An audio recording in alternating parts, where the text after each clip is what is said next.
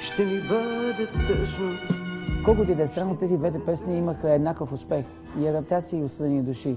По-късно Лили вече Иванова изпя песента във филма и направи хит. Под мостовете не шумят реки, когато ти не си с мен. Това са двете песни, които наистина до ден днешен останаха. И осъдени души, и адаптация са явно имат някаква енергия.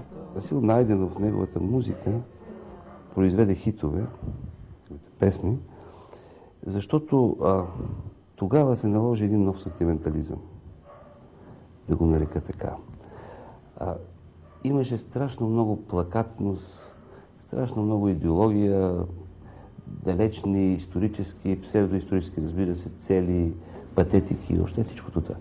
Докато неговите песни бяха свързани с много прост сантимент, който в тази ситуация на обща идеологическа патетика се превръща в съпротива. Сигурно сте живели в 60-те години. Сигурно сте учили в гимназия, слушали сте плочи на Beatles и сигурно сте откривали себе си в Ростислав. Ако нямате тези спомени, поне знаете какво е да си на 20. Всички подайте! Каква е тази сумата? Вие двамата също си сте пали отпред. Имам кръвоизлив. Другаре парамо. Нищо особено. Кълна се, никога да не забравям те. Когато получих това предложение от Иван Андонов да направя музиката за вчера, бях много щастлив наистина. И тъй като това беше моето време, нашето време, беше просто чудесно. Имах възможност да напиша една песен, която вътре се пееше, песента Клетва, която стана голям хит наистина за толкова години продължава. Това беше наистина моя късмет да тръгна точно с този филм.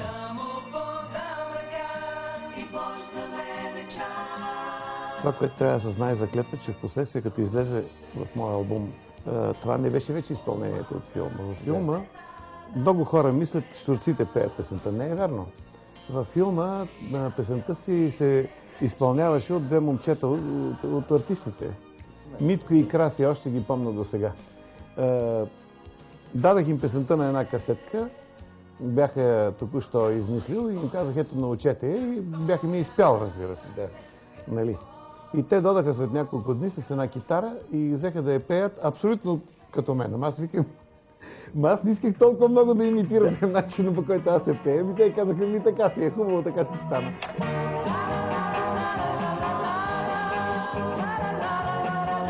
Може би даже Кирил Маричков не си спомня, но първото участие на щурците в киното е още в далечната 72-а. Песента, композирана от Петър Ступел, се казва «Фотоапарат» и звучи в познатият на всички «С деца на море».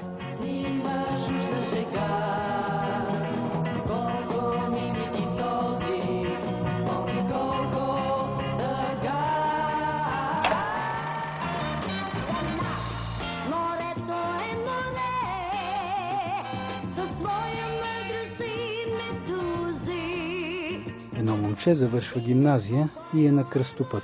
На кръстопът в живота и любовта. Отново една песен за любовта и пътя. Хора и улици. Изпълнена от Мими Иванова и Борис Годжунов. Хора и улици, град като град,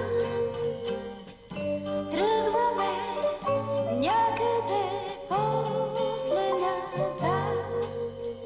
Ние с Борето влязохме в студио, едва ли не в самото студио в Радио София. Я видяхме песента и беше едно такова много стихийно записване. Борис каза им, че ни извика и елате тук, дай тук една песничка, качи се горе, нещо изпяхме. Имаше претенции да бъдем малко по-тихи, малко по-заедно. Нямаше практика за тия дуети, за такива дуети. Да, всеки пееше сам. Сам. И така нагласихме се, така, ние с нея сме такива, става, податливи сме. И го направихме, не знам. Тръгваме някъде, път като път, искали питане наш е света. Аз лично разбрах един тон режисьор в Радио София, когато по-късно правих един кавър, когато го правихме заедно. Помниш ли кавър? По-ниска тоналност. Той ми вика, това е една от най-великите български песни. Аз изгледа така, много странно ми беше. Но ето, той е тон режисьор, той има уши за тия неща и казва, това е положението.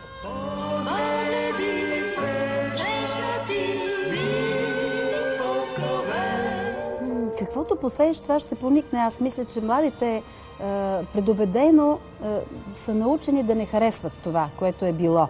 Те просто си мислят, че живота е днес и в следващия миг. Но има някои, които ги преоткриват. Ама точно това казвам. Те имат възможност да ги видят, защото за щастие сега започнаха тези филми да се гледат, да се показват. Тоест, каквото посееш, това ще поникне. Аз не мисля, че това са изгубени хора и изгубено поколение. Много се извинявам.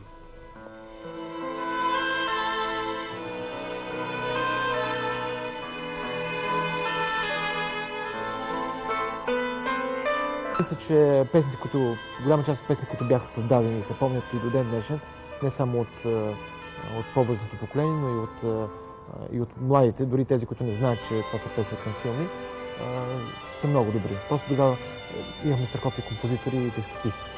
Благодарение на медийната кампания за популяризиране чрез вестниците на някои филми, благодарение на това, че находчиви режисьори на рекламни клипове се сетиха да използват именно тая носталгия, песните сякаш живеят втори живот и особено песента "Хора и улици".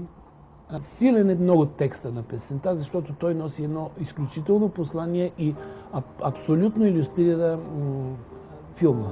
Хора и улици, град като град, тръгваме някъде после назад. Тръгваме някъде, път като път.